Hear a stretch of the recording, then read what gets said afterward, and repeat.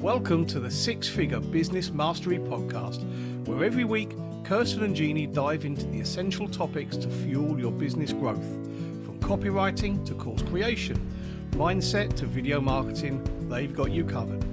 Tune in for expert guest interviews on all things marketing and business, and learn how to work on your business, not just in it. So, get ready to unlock your business potential and take it to the next level. So Jeannie, would you like to introduce our guest today? I would. I'm so happy that we have this young man. He's amazing. His name is Suraj, and I don't know if I'm going to say this right. Ethirajan. Ethirajan. Shoot. I was so close. He's not only an amazing person, but he's also a career coach, and he's founder of a company called GROUNOW. And he helps tech professionals enhance their skills, become more employable, and achieve the rewards they deserve. He coaches people in corporate and individuals, customizing the coaching that they need and providing role-playing exercises to prepare them for the real world. He develops and offers easy-to-use tools to support you. He helps secure significant compensation increases for his clients, and assist them in overcoming their self-doubts, cognitive biases, and toxic work challenges. Being a refugee during the Kuwait invasion in 1990 shaped his life perspective, and we are so grateful to have you here today. So welcome. Thank you guys for having me here. We're so excited about the conversation today on leadership, and just because that is one of the things you're helping your clients with, right? Is to step into leadership so that they can get promoted with their career, move forward. Is that right? That's absolutely right. You can be a leader even before you get the title. And that shouldn't be limited to just leading without authority, but also how do you get that title and move forward and lead others along the way. Awesome. What made you decide to go into this business? I always loved helping people. So I think that was a very strong foundation. I also had a passion for starting my own business. And it occurred to me, why don't I do something that does not include a product? Maybe I'm the product, so the variables are less. And took a nosedive and started GROUNOW in 2021. So I'm excited. That is so awesome. And you right now have a large corporate client, but you also work with individuals. And so let's talk about some of the ways that you help them with their leadership skills, because I feel like that's something we can all learn more, whether you are at a corporate job or self-employed. Learning to be a strong leader is something I think we don't really learn like in school, or even maybe from our parents sometimes, right? We don't learn, and we can also choose to learn. And that's a hard thing, right? The backstory, if I talk about a superhero or a supervillain, it's more or less the same. The superhero, if you notice, had a very tough childhood. And a supervillain has a scar and has a very tough childhood or backstory as well. And people fall in two categories. Either they look at it and say, the world hurt me, and I'm going to hurt the world. Or they look at it and say, the world hurt me, and I'm going to make sure that no one else gets hurt.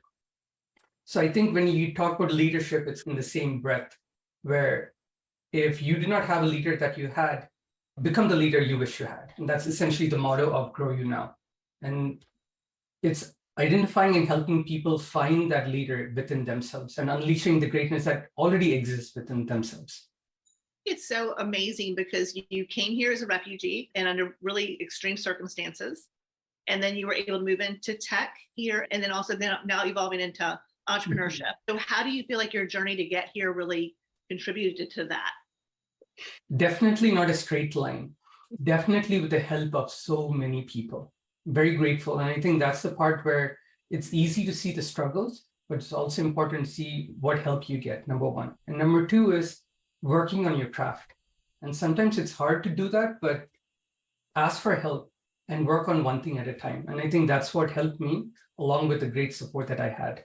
Under the circumstances, actually, where do you feel like that gave you a leg up? Because I do feel like immigrants often do well when they come to this country, because I think sometimes as Americans, we get complacent about like the American dream is just owning a home, where if you're coming from somewhere else and there's been really dire circumstances, your dream is a little different. And so how do you feel like that played into your successful career in corporate? And now you're building a great business. How did that play into that? Yeah, there are two aspects to that. One, I really believe that even if you were born and raised here, even with a silver spoon, you can also be very successful in the sense of what is a true emotional leader. And there could be some aspects of being an immigrant that also helps, and I would not write that off. But I think it really comes down to the individual and how they choose, like the superhero and supervillain story. And I think in my case, what really helped was going back to the same thing is, if I can be there for someone else, can that help me? And I can pick up the story with when I first became a manager and the team that had their previous manager for 20 years. Some of them reported to that person for 20 years. And then comes this individual who blindsided them and their world was falling apart. I'll skip the first question that was asked to me to protect the innocent. It was pretty tough. But the second question was, what did I deserve for getting the role?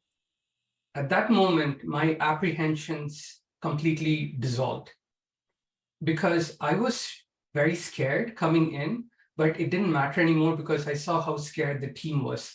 And that took precedence over whatever fears that I had. And now in hindsight, I see that how it was good for others. But I think today I would also make sure that I protected myself. So going back to how people become leaders is a lot of the times they'll do better for others, but not for themselves. That is the balance that I'm trying to help people figure out. You can do for others, but also do for yourself simultaneously. Oh, that's huge, especially for women who have children and households and careers. It is so easy to put the needs of others ahead of someone else, of yourself, put the needs of others. But I guess as a leader, you also have to lead by example, is what you're saying. Absolutely. You have to lead by example. And the way you do that is you give respect, but you also command respect in a healthy balance. And that is the part of emotional intelligence. I think leaders tend to, or even individuals tend to skew on either side of the spectrum. And that's either they're passive, where they disregard their feelings and give importance to others. But then there are others who disregard other people's feelings and give importance to theirs. I think they own that, whether they do it purposefully or not. And what I'm trying to do is create leaders who are assertive, where they give and command respect simultaneously. It's so needed. And you have what you call 3 powerful vectors that can help you lead win-win outcomes. Tell us a little bit about those. So again, it comes to creating a safe space. That is non-negotiable for me, is create a safe space for others and for yourself. So going back to the situation where I was asked, what did I do to deserve to be in that leadership position? It was to make sure that they could speak without any repercussions, and that even customers came second to that. And once people know that it's a safe space, there is no hierarchy. It's more of a functional org chart. So everyone does particular work. A great idea not only can come from anywhere, but will be endorsed by everyone in the team. So leadership changes depending on who brings that. And I really loved how the company that I worked for at the time, Intel, they actually had this in their Managing at Intel program, where one of the biggest things and takeaways I had was create a safety net. And so that is like the first and foremost important vector. How do you tell people how to create a safety net? Give me an example. Another particular example was if someone goes in and makes a decision on behalf of the team, and even if they report to me, and this actually happened, the counterpart organization came to me and said, your employee made this decision. Is that the right decision? At that time, it's the worst time to say that they made a wrong decision.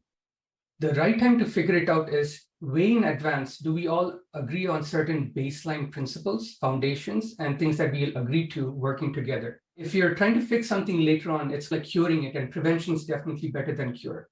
So even if they make a tough decision, can we all rally behind the one individual and have that person's back so that they can truly innovate without any boundary conditions? And all the system is applied at the very start before the battle even starts. So just reiterating that, and you would have to do that numerous times because a lot of this might be uncommon. So you just have to put in a lot of effort, and effort takes time. Yeah.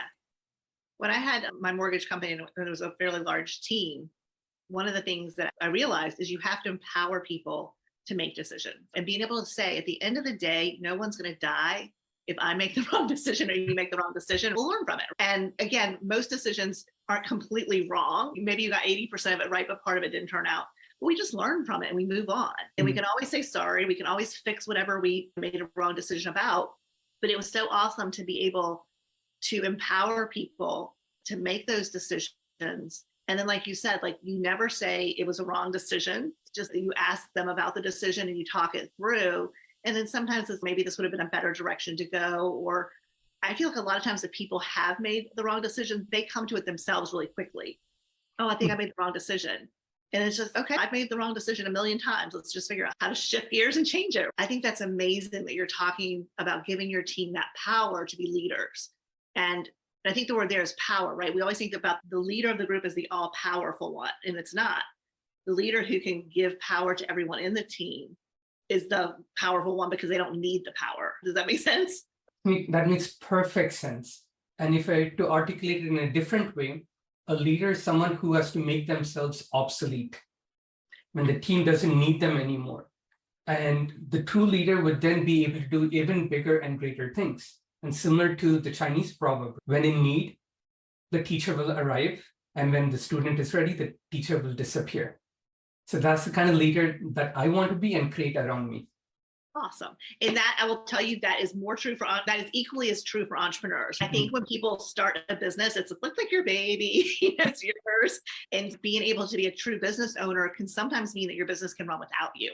It doesn't have to. Like, it can still be a fabulous business and you can be a part of it every day. But being able to look towards a business that could run without you and giving the people who work for you and with you the power to make those decisions is just, it can be a game changer with your business and your life. Absolutely. And I want to give a shout out to both of you and the services that you provided. Starting with my first VA that I was able to get with you guys, I'm actually heading in that direction. I think I found more than a VA. I think I found not just employee number one, but a leader who would now lead even when I'm absent. And I think that speaks to how you guys operate, think, and recruit people. And I think if GROUNOW does become successful, you guys have a huge play in it. So thank you guys. You're welcome, and not if, but when. That's right. When it becomes success. In fact, it already is successful. You've got clients and you're changing people's lives. So it is already successful. I'm very grateful for that. We're thankful for you. All right. So what's vector number 2? So I think it's consistency, right? Even if you're tired, can you be consistent and do things repeatedly? Atomic Habits is one of my favorite books. I stumbled across that a few years ago, and it's been phenomenal. I've been brushing with my left hand since. I'm a right-handed person, only cold showers and things like that. It's not about whether I like it or not. And maybe this is where being that immigrant and going through a war and stuff helps, because it toughens you a little bit, it builds calluses. It's just powering through. Motivation is great, but discipline is even better. So I think that is the other thing. It's when no one is watching. Be like the flower in the middle of the Amazon forest. You're not doing this because I'm here to impress you. I'm not doing this because I'm here to impress my clients, my kids, my spouse, my mom and sister who mean the world to me. It's not about impressing anyone. It's just blossoming because you must. And I think that consistency is key. So that is vector number 2 there.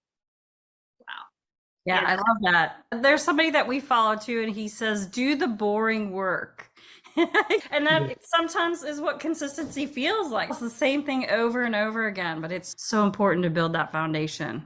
It's very true. I think this is where it's not about skill, it's about will. You've heard this from many other people who have achieved success in entrepreneurship, sports, cinema, and whatnot. But it's true. Like, someone might be smarter than me, tougher than me, more good looking than me. I don't care, but no one's going to outwork me for sure.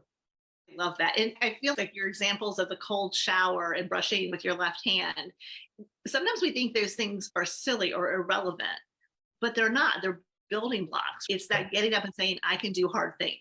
Yes, Right. it's easy for me to switch the toothbrush, but I'm not going to, because I can do hard things and I can learn the skill. The cold shower, same thing. A hot shower would feel better, but this is just a great way to wake me up and to prove to myself that I can take on the day. Very true. Awesome. All right. What about vector number 3? These are all so good. Vector 3, it evolved over time. So I used to believe that my superpower was being comfortable with what made me uncomfortable. But I also realized that was my kryptonite, because I was living up to other people's judgment. I was living up to other people's perception, and I was putting too much force and emphasis on that. I think just letting go and accepting mistakes and being kind to myself. And that's the same thing with a lot of the people that I coach. It's incredible. I'm tempted to say it's almost 100% of them would be kinder to someone else rather than to themselves. So my biggest advice to them is, imagine that you have a direct report, whether you're a manager or not, even if you're an individual contributor, a lone engineer, imagine there's always one person reporting to you, and that is you. How would you treat that person? And I think that has been a self-reflection for me as to prioritize myself. I might be smiling, but that has been the most emotional hard piece for me. Yeah, I can see that. I think it is hard because, again, we generally want to help people and serve people. So sometimes that serving can turn into you being a doormat. Right. Yeah, and that's not serving at all. I feel like you can really lose yourself in it. I think we all probably listen to ourselves talking to ourselves. And I definitely wouldn't lay out my team like that or my client, but I lay myself out. So what are some tips that you have found that have really helped you to be kinder to yourself? I think it's just recognizing that you matter. Going back to the atomic habits, along with the brushing the teeth, I have a post-it note that says, I'm smart, I'm hardworking, and I'm lovable. It might be very simple, and people around me might be thinking, oh, wow, this guy's a social butterfly, he has a happy family, but we all carry these demons and shortcomings, cognitive biases, saboteurs in ourselves. It's a reminder every day for that. So that's number one, writing words of affirmation. And that happens to be my love language. It fits very well with my love language. For someone else, it's acts of service. You could write yourself a card or keep that. You can gift yourself. And I don't know if you can see, there are some Legos in the back. My childhood fantasy of building Legos started by just doing things that make you happy. Setting time, not for tomorrow, not from a month from now, not when you go on vacation, but right now. It's doing things that can make you happy. As a kid, as your 5-year-old kid, 10-year-old kid, what made you happy? Yeah. I have coloring books. I have several around, and it's really funny how it can help me solve problems. Love that. And for me, it's just like sometimes if I've had a stressful conversation, I'm personally just beating myself up for whatever reason, or sometimes even just a mental break. Just sitting there and coloring makes me so happy. And then when my hand starts to hurt, usually I'm ready to get back to work. And there's another piece where these are things that you can do by yourself, but we're social creatures at the end of the day. If you're an extrovert or introvert, we still are. And I want to share this where one of my best friends, even during the pandemic, we've done this now hundreds of times, if not thousands, where we would walk together for an hour, have dinner, and then walk back for an hour. And I think that bond was very strong in us having each other's back, being each other's sounding board. But more importantly, we were not venting and dumping toxicness on each other. So finding someone who can be there for you along the way is also very important. It can be your spouse, it can be your partner, it can be your child, it can be a friend, it can be many people, or it could be just one person. That is also mighty helpful. So I think that would be another advice is find someone who would prep you up, talk positively about you, and especially when others are around, they don't have to fight your battles, but they'll stand next to you. So important to find people like that and surround yourself with people like that. Yeah, I love that. And I think as entrepreneurs, it's really valuable to surround yourself with other entrepreneurs. Because when I left corporate and started my business, there was no one around me who had done that. They didn't understand the nuances and the challenges, and they didn't know how to support me. And that's fine. I had to find those people. The best one I found was Kirsten. That was really important and something I didn't expect. You hit the nail on the head there. You need someone who would understand you very well, who not empathizes, but sympathizes. And those are two different things. One is imagining how it would be. And in this case, you guys probably have to shed the same tears together. You have the same laughs together. And that means the world. If you were to give one piece of advice to someone who wanted to grow their career, or we can even say grow their business, which is to grow themselves into being a strong leader for themselves and for others, what would that be? I mean, you've already given us great advice, but there's just one little nugget. If I had to pick one, I think it would be discipline. Just be disciplined about growing yourself, which then includes learning. Don't stop short of what you already know, because what you know got you to where you are. It's not going to take you to where you need to go. So be disciplined about learning. And there are many ways that you can learn, or many reasons to learn. If there's a need, if you come across it, if someone teaches you, And there might be other reasons, but create a need to learn and be disciplined about it and be consistent about it. And I think the more you surround yourself with people, then the rest start adding up. But it starts with discipline. So anchor in discipline and learn more. Don't just stop with what you already know. That would be my biggest advice for entrepreneurs or professionals.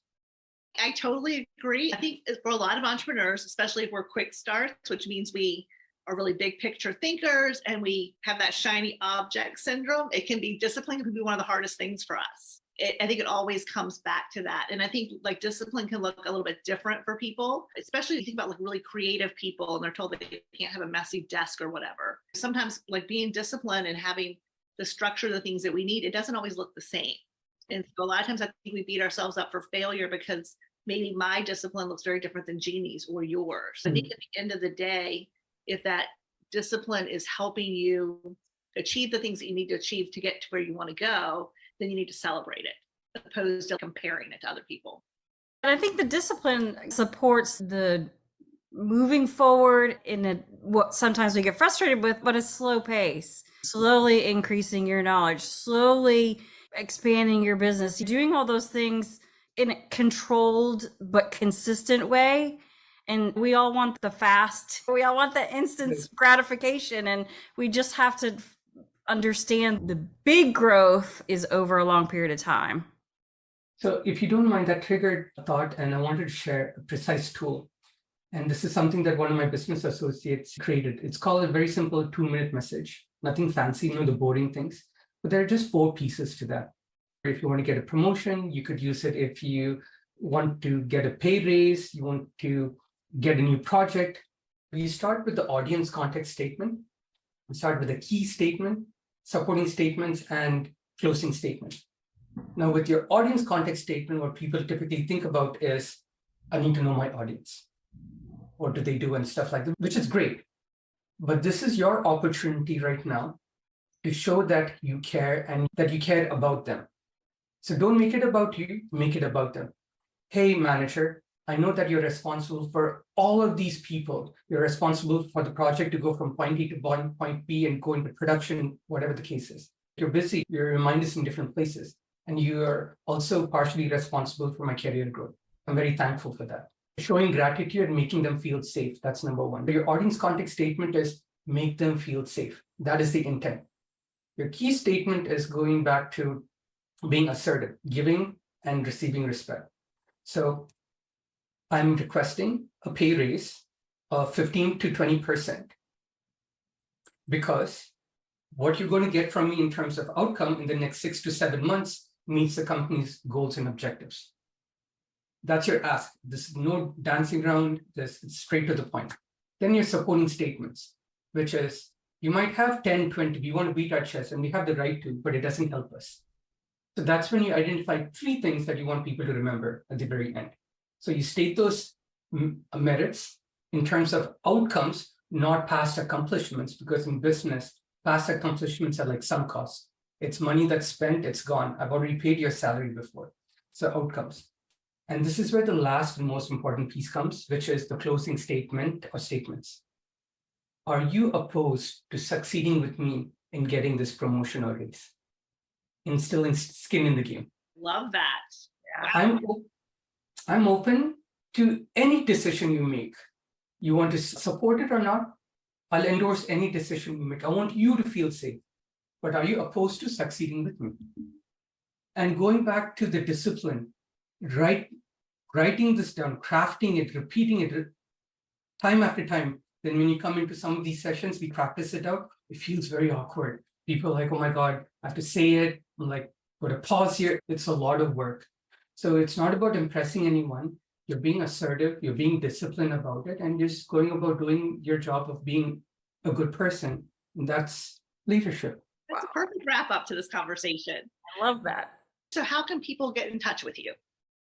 You can definitely email me at suraj@growunow.com. That's GROUNOW.com. And on Instagram or on LinkedIn or a YouTube channel, I can Grow You Now. That's how you can find me. Perfect. And we'll put links in the comments and descriptions so you can reach out. So I am Kirsten with Six Figure Business Coaching, and that's Jeannie. We are so thankful that you're here today. Double your income with a marketing virtual assistant. We'll put that in the comments and description below. So thanks everyone for being here. And Suraj, thank you for sharing all your wisdom with us today. Thank you guys one more time for having me.